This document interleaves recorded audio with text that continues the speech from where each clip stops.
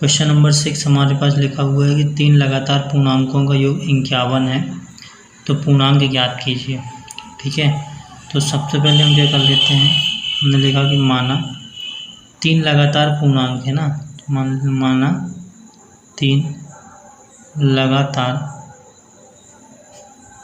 पूर्णांक। ठीक है, ये हमने मान लिया कि 3 लगातार पूर्णांक जो है वो क्रमशः, ठीक है, क्रमशः क्या होंगे, एक हो गया x, ठीक है, फिर हम मान लेते हैं एक हो गया x, फिर है x+1, फिर हो जाएगा x+2। ये 3 लगातार पूर्णांक होगा। और हम देखते हैं प्रश्नानुसार ये बोल रहा है कि इन तीनों का जो योग है वो कितना है, 51 या 51 है। तो हमने बोला तीनों का योग, तो x + x+1 + x+2, ये तीनों पूर्णांक हो गए, इनका जो योग है बराबर कितना है, 51 के। ओके, देखो अब x और x, तो कितना हो गया, ये हो गया 3x, ठीक है, प्लस 2 और 1 कितना हो गया, 3, बराबर ये हो गया 51। अब देखो ये 3 जो है, 3 को हम इस साइड कर देंगे तो हो जाएगा 3x = 51 - 3 हो जाएगा। ठीक है, तो 3x बराबर ये कितना आ गया, 48। 51 से 3 किया तो कितना हुआ, 48। यहाँ से हम x बराबर निकालेंगे, ये हो जाएगा 48/3, 3 से काटा तो 3 एकम 3, 3 छीं 18। ठीक है, तो जो x की जो वैल्यू निकली वो कितनी आ गई, 16। x बराबर कितना आ गया, 16। ठीक है, अब यहाँ से हमको पूर्णांक बताना था, तो 3 लगातार पूर्णांक, इसलिए हम बोलते हैं आता है पूर्णांक बराबर क्या हो जाएगा, एक पूर्णांक था x तो बराबर 16, दूसरा पूर्णांक था x+1 तो हो गया 16 + 1 बराबर कितना हो गया, 17 या 17, फिर हो गया x+2 तो हो जाएगा 16 + 2 बराबर कितना हो गया, 18। ये क्या, क्वेश्चन नंबर 7 लिखा हुआ है हमारे पास कि 8 के 3 लगातार गुणजों का योग 888 है, तो गुणजों को ज्ञात कीजिए। ठीक है, तो इसको हम क्या करेंगे, सॉल्व करते हैं। हमने मान लिया कि माना 8 के 3, ठीक है, 8 के 3 क्या हो जाएंगे, लगातार 8 के 3 लगातार गुणज की बात हो रही है। ठीक है, गुणज क्रमशः हम मान लेते हैं क्या है, एक हो जाएगा x, देखो अभी हम x ले रहे हैं, फिर हो जाएगा x+1, फिर हो जाएगा x+2, लेकिन ये तो नंबर हो जाएंगे, तो बोल रहा है 8 के लगातार 3 गुणज है, तो हो जाएगा 8x, ठीक है, फिर हो जाएगा 8 ब्रैकेट में x+1 और हो जाएगा 8 ब्रैकेट में x+2। ठीक है, 8 के 3 लगातार गुणज हो जाएंगे। फिर हम बोलते हैं कि प्रश्नानुसार, अब प्रश्न हमसे ये बोल रहा है कि इन तीनों का जो योग है वो 888 के बराबर है, तो तीनों का योग कर लेते हैं, तो 8x प्लस हो गया 8x+1 प्लस फिर हो जाएगा 8 हो जाएगा x+2, तीनों का जो योग है वो 888 के बराबर है। अब देखो यहाँ से हो जाएगा 8x प्लस, इसका मल्टीप्लाई कर दो, अंदर गुणा कर दो, तो 8x प्लस ये हो गया 8 प्लस ये भी हो गया 8x प्लस 8 दूनी कितना हो गया, 16 बराबर ये हो गया 888। ठीक है, अब आगे देखो, ये हो गया 8x 8x 8x, तो तीनों को जोड़ा तो 8 ये कितना हो गया, 24x प्लस 16 में 8 जोड़ा तो ये भी कितना हो गया, 24 बराबर ये हो गया 888। ठीक है, अब आगे देखो, तो हो जाएगा 24x बराबर 888 माइनस कितना हो गया, 24, तो यहाँ से निकलेगा 24x बराबर, अब देखो 888 में से 24 को अगर हम घटाएंगे तो 8 में से 4 गया तो कितना बचेगा, 4, 8 में से 2 गया तो 6 और 8 का 8 ही रहेगा, 864 बचा। ठीक है, अब देखो यहाँ से हम x बराबर निकालते हैं, तो ये हो जाएगा 864/24, तो जब हम इसको काटेंगे तो 24 3 कितना होता है 72, सॉरी ये 7 नहीं होगा, कितना होगा 24 3 72, वही कितना हो जाएगा 6। ठीक है, तो टोटल कितना आएगा 36। तो x बराबर कितना आ गया 36, ये हमको x का मान निकल गया। ठीक है, अब हमको 3 लगातार गुणज निकालने हैं। ठीक है, तो हम यहाँ पर रफ में कर देते हैं इसको 3 लगातार गुणज। तो हम लिखेंगे पहला गुणज कितना था 8x। ठीक है, तो ये हो जाएगा 8 इंटू कितना हो जाएगा 36। ठीक है, तो ये इसका आंसर निकलेगा कितना 288। ठीक है, फिर ये हो जाएगा दूसरा गुणज बराबर ये कितना था 8 ब्रैकेट में x प्लस 1 था, तो हो जाएगा 8 गुणित अब x प्लस 1, तो 36 प्लस 1 करेंगे तो कितना हो जाएगा ये 37। और जब आप इसका गुणा करोगे तो आपको मिलेगा 296।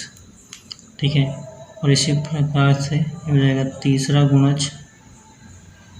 ठीक है, तो हो जाएगा 8 ब्रैकेट में कितना था x प्लस 2, तो 8 और x प्लस 2, x का मान कितना निकाले हैं 36, ये 36 है ना, 36 प्लस 2 कितना हो जाएगा 38। और जब आप इसका गुणा करोगे तो आपको आंसर मिलेगा 304। तो पहला गुणज क्या हो गया 288, फिर हो गया 296 और हो गया 304। ठीक है, अब हम करेंगे क्वेश्चन नंबर 8। अब प्रश्न नंबर 8 लिखा हुआ है कि 3 लगातार पूर्णांक बढ़ते क्रम में लेकर उन्हें क्रम से 2 3 तथा 4 से गुणाकार योग जो है करने पर योगफल कितना मिलता है 74 प्राप्त होता है। तो तीनों पूर्णांक जो है ज्ञात करना है। ठीक है, तो इस क्वेश्चन में हम लिख लेते हैं कि माना, सबसे पहले हम लिख लेंगे कि माना 3 लगातार, ये मान लेते हैं कि माना 3 लगातार पूर्णांक जो हैं, 3 लगातार पूर्णांक जो हैं क्रमशः, ठीक है, क्रमशः क्या हो जाएंगे, एक हो जाएगा x, फिर हो जाएगा x प्लस 1, फिर हो जाएगा x प्लस 2 है, ये हमने मान लिया। अब हम लिखते हैं प्रश्न अनुसार।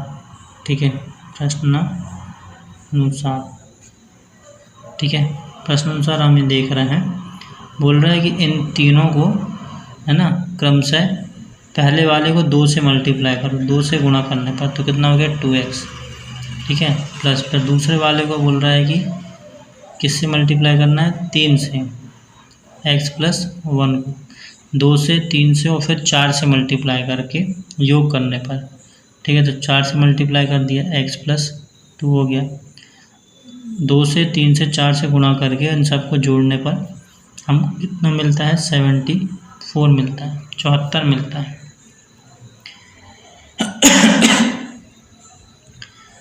अब हम इसको आसानी से हल कर लेंगे, तो ये हो जाएगा 2x प्लस 3 का गुणा करो तो कितना हो गया 3x plus 3 plus 4x plus 4 दूनी कितना हो गया 8 बराबर कितना हो गया 74। अब देखो 2x प्लस 3x तो 5x प्लस 4 तो कितना हो गया 9x प्लस 8 और 3 कितना हो गया 11 बराबर कितना हो गया 74। तो यहाँ से निकलेगा 9x बराबर 74 माइनस 11, तो 9x बराबर, अब देखो 74 में अगर हम 11 माइनस कर देंगे 11 तो हमें बचेगा 63। ठीक है, तो x बराबर वही हो जाएगा 63/9, 9 से काटो 9 1 9, 9 7 63, x बराबर कितना निकल गया 7। ठीक है, तो पहला पूर्णांक अगर हम निकालें है ना तो हम लिखेंगे अतः, ठीक है, यहाँ से लिखेंगे हम क्या पहला पूर्णांक। ठीक है, पहला पूर्णांक x बराबर कितना निकला 7। ठीक है, लिखेंगे हम दूसरा पूर्णांक, दूसरा पूर्णांक क्या होगा x प्लस 1 तो हो जाएगा 7 प्लस 1 बराबर कितना हुआ 8। ठीक है, और तीसरा पूर्णांक जो है तो क्या हो जाएगा x+2 आएगा 7 + 2 = 9 और ये क्या होगा हमारा आंसर। अब हम करेंगे क्वेश्चन नंबर 9। क्वेश्चन नंबर 9 लिखा हुआ है कि राहुल और हारून की वर्तमान आयु में अनुपात जो है 5:7 का अनुपात है। बोल रहा है कि 4 वर्ष के बाद इनकी आयु का योग जो है 56 वर्ष हो जाता है, तो उनकी वर्तमान आयु क्या है, ये हमको निकालना है कि उनकी वर्तमान आयु क्या है। तो बहुत ही सिंपल है, हम सबसे पहले लिख लेंगे क्या कि माना राहुल की वर्तमान आयु, ठीक है, वर्तमान आयु। देखो अनुपात दिया है कितना 5:7 दिया, तो हम मान लेते हैं कि राहुल की वर्तमान आयु जो है क्या है 5x है, ठीक है, तथा जो हारून है उसकी भी हारून की वर्तमान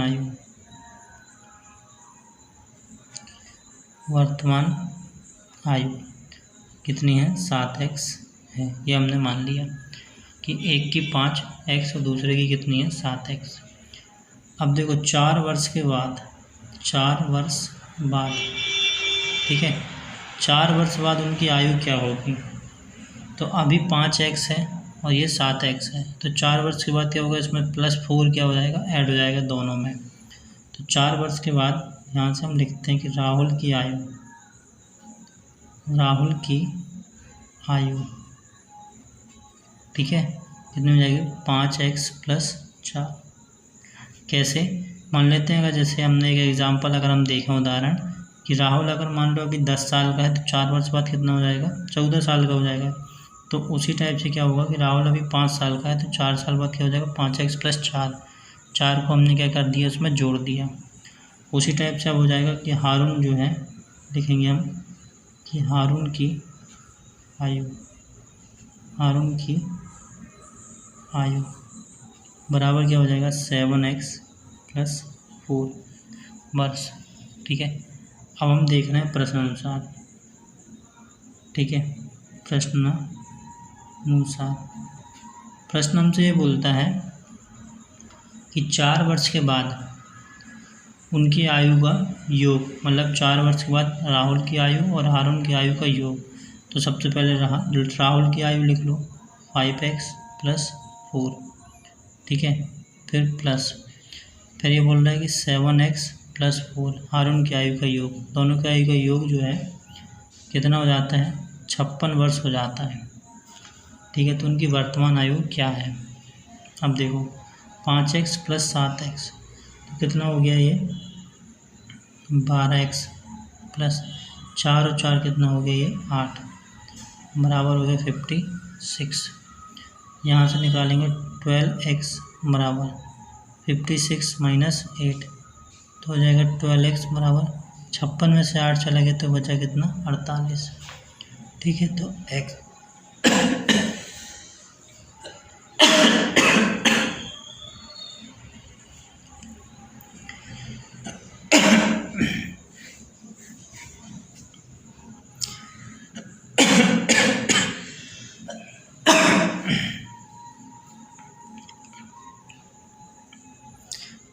तो यहाँ से x बराबर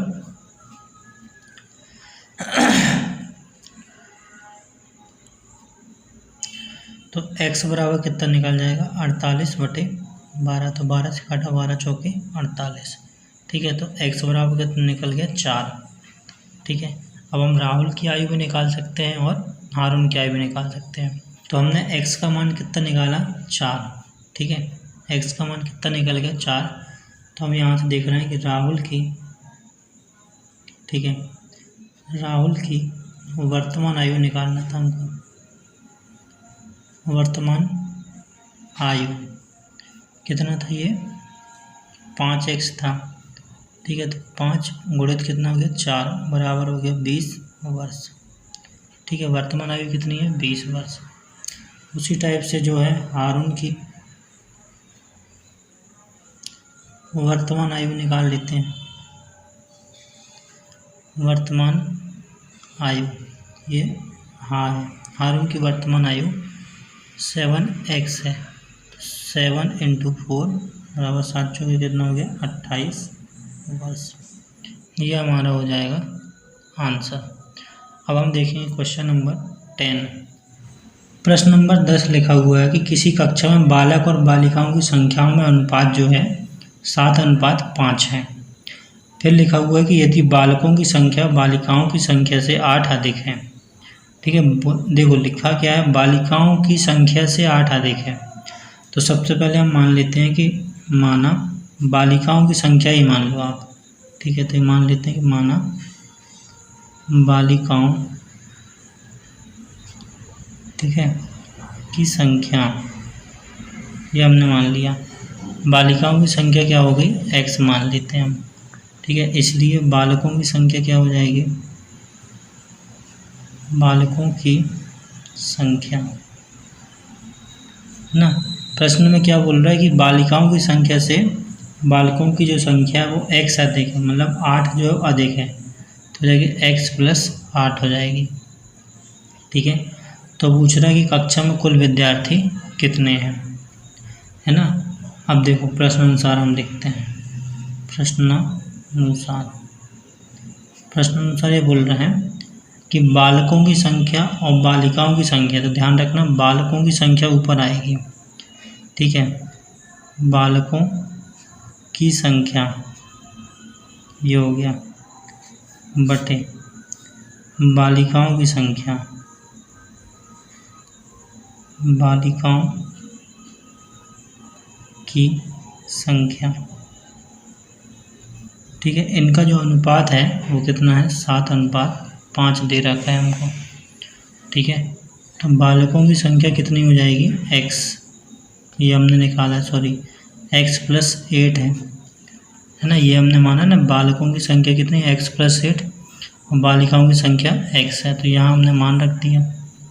तो x + 8 बटे x बराबर कितना हो जाएगा 7/5। ठीक है, अब यहाँ पास हम क्या करेंगे, तृतीया गुणा कर देंगे। तो 7 का इसमें मल्टीप्लाई कर दो तो हो जाएगा 7x बराबर, इसका इसमें मल्टीप्लाई किया तो हो जाएगा 5x + 5 = 40।